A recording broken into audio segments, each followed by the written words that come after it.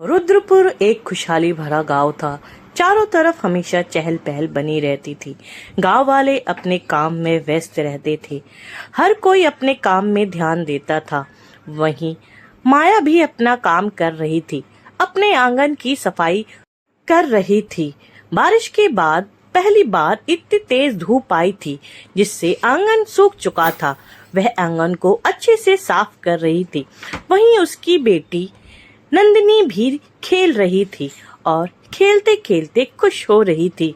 माया अपनी बेटी से कहती है, अरे तुम कितना कूद रही हो, थोड़ा आराम से खेलो, मैं झाड़ू लगा रही हूँ, तुम्हें चोट लग जाएगी नंदिनी, थोड़ा पीछे होके खेलो। जानती हो ना माँ, मैं कहाँ जाऊँ, हर जगह तो इतना कीचड़ है, सिर्फ इतनी ही दूर सूखा हुआ है, मैं यहीं खेलूंगी और अब तो और कोई जगह भी नहीं है और उसके बाद मुझे अपने स्कूल का होमवर्क भी तो करना है, तो मुझे यहीं खेलने दो। यह कहकर नंदिनी वहीं खेलने लगी। उधर दूसरी तरफ माया की जेठानी एक बहुत बड़े आलीशान घर में रहती थी। वह माया से बहुत अमीर थी। उसका घर बहुत ही सुंदर था। वहाँ वह अपनी बेटी खुशी को कह रही थी, बेटा घर से बाहर मत जाना और चुपचाप घर में ही रहना और सारा काम कर लेना होमवर्क, उसके बाद खेलने जाना। पार्क में जो अच्छे बच्चे हों, जो अमीर बच्चे हों, उनके साथ ही खेलना। उस नंदिनी के साथ खेलने मत चली जाना, वो तुम्हारी चचेरी बहन है। इसका मतलब ये नहीं कि तुम उसके साथ खेलो, वो बहुत गरीब है हमसे और तुम उस गरीब से दूर रहना। वो तुम्हें और तुम्हारे सारे कपड़े गंदे कर देगी, हमेशा वो गंदे कपड़े पहनती है। माँ ऐसा क्यों कह रही हो, नंदिनी दीदी तो बहुत अच्छी है, मैं तो उनके साथ जब भी खेलती हूँ वो मेरी बहुत मदद करती है। मेरा होमवर्क हो चुका है, मैं थोड़ी देर बाद जाऊंगी बाहर खेलने, तब तक आप अपना काम कर लीजिए तो हम दोनों साथ ही चल लेंगे। पर नंदिनी तो बहुत अच्छी है, आप हमेशा उसको बुरा क्यों कहते हैं। बेटा जितना बोला है उतना सुना करो, ज्यादा बहस मत करो।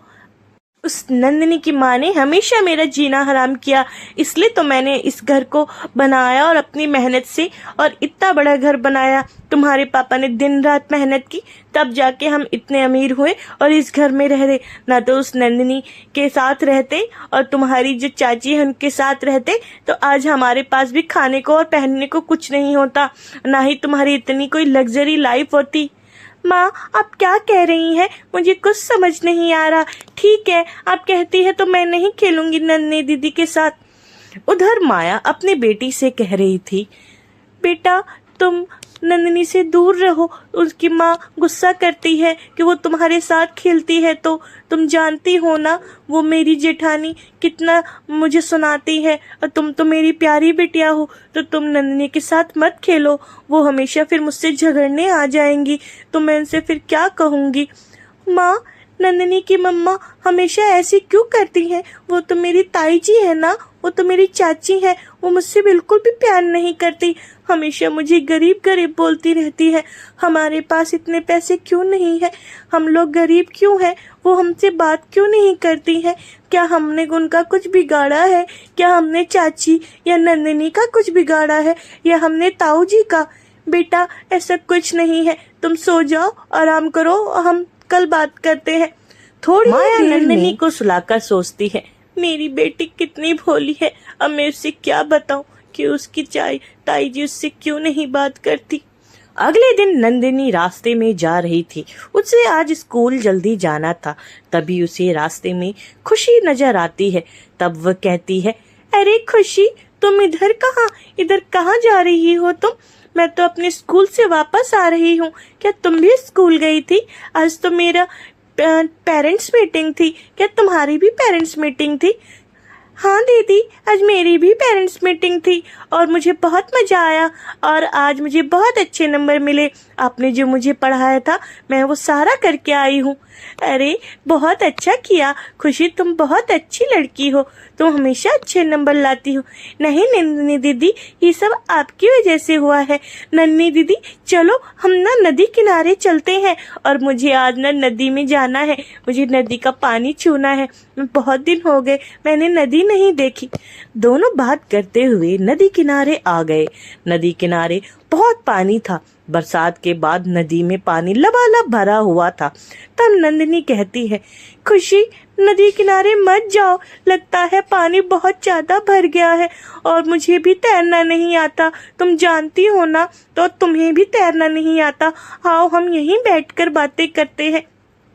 नंदिनी दीदी, मैं बस नदी का पानी छूना चाहती हूँ, मैं नदी के अंदर नहीं जाऊंगी। आप मेरा इंतजार कीजिए और डरिए मत, मैं बस नदी का पानी छूऊंगी और आ जाऊंगी। आप यहीं बैठे रहिए और देखिए कि मैं कैसे पानी छू के आती हूँ, बहुत मजा आएगा। वैसे भी हमारी मम्मी आपस में बात नहीं करती, न हमने खेलने देती है। बहुत दिनों बाद मौका मिला है, मुझे जाना है, मैं बस 5 मिनट में आती हूँ। यह कहकर खुशी तेज कदमों से नदी की तरफ चली गई और थोड़ी देर में वह नदी में फिसल गई। वह तेज तेज चिल्ला के बोलती है, नंदिनी दीदी मुझे बचाइए, मैं पानी में डूब रही हूँ, मैं पानी में डूब रही हूँ। नंदिनी जी दीदी मुझे बचाइए, देखिए पीछे से कितना पानी आ रहा है, मुझे तैरना नहीं आता। नंदिनी जल्दी से एक डंडा लेकर आ गई। तुम खुशी चिंता मत करो, मैं ये डंडा तुम्हारी तरफ फेंकती हूँ, तुम इसे खींचकर बाहर आ जाओ और जल्दी से अरे क्या हुआ खुशी को? खुशी ने अपनी आंखें क्यों बंद कर ली? अब मैं क्या करूँ? मैं जल्दी से जाती हूँ, माँ को बुला के लाती हूँ। माँ को तैरना आता है, मुझे तो तैरना भी नहीं आता। यह कहकर नंदिनी जल्दी जल्दी भागती हुई अपने घर की तरफ दौड़ पड़ी और थोड़ी देर में वह अपनी माँ को बुला लाई। जब माँ ने देखा कि खुशी पानी में डूब रही थी तो उसकी माँ ने खुशी को कहा, खुशी बेटा उठो, खुशी बेटा उठो, चलो मैं तुम्हें बाहर निकालती हूँ। तब माया ने खुशी को उठाया और अपनी गोद में निकालकर उसको पानी के बाहर लाने की कोशिश करने लगी। नंदिनी सब कुछ बाहर से देख रही थी। माया भी तैरते हुए खुशी के पास पहुंचने की कोशिश कर रही थी, लेकिन नदी में पानी बहुत ज्यादा था। फिर माया तैरते हुए नदी के उस तरफ जाने लगी। खुशी धीरे धीरे आंखें बंद करने लगी। दोनों बहुत डरे हुए थे, लेकिन माया ने आखिरकार खुशी को पानी से बाहर निकाल ही लिया और उसे लाकर घर ले आई। तब खुशी जब अपनी बेटी को इस हालत में देखती है, खुशी मेरे बेटे को क्या हुआ? तुम दोनों मेरी खुशी बिटिया के साथ क्या करके लाए हो? ये आंखें क्यों नहीं खोल रही है? तुमने क्या किया? तुमने मुझे कभी चैन से जीने नहीं दिया, तुम मेरी अमीरी से हमेशा जलती थी। अरे ताई जी, आप ये क्या कह रही हैं? हमने तो खुशी को बचाया है, हमें इतना क्यों सुना रही हैं? माँ ने इतने गहरे पानी में उतर कर खुशी को बचाया है, खुशी सिर्फ बेहोश है। अब तुम अपनी माँ की तरह जुबान लड़ाती हो। तुम दोनों माँ बेटी एक जैसी हो, हमेशा उल्टा सीधा बोलती हो।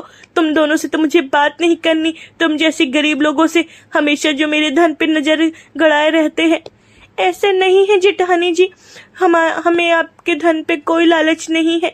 मैं बस खुशी बिटिया को नदी से बाहर निकाल के लाई हूँ। हाँ, बहुत तुमने झूठ बोल दिया। अब तुम मेरे घर से बाहर निकलती हो या धक्के मार के निकालूं? माँ चलो चलते हैं, ताई जी तो हमें ही उल्टा सुना रही है। हमने खुशी की जान बचाई और ताई जी हमें ही सुना रही है।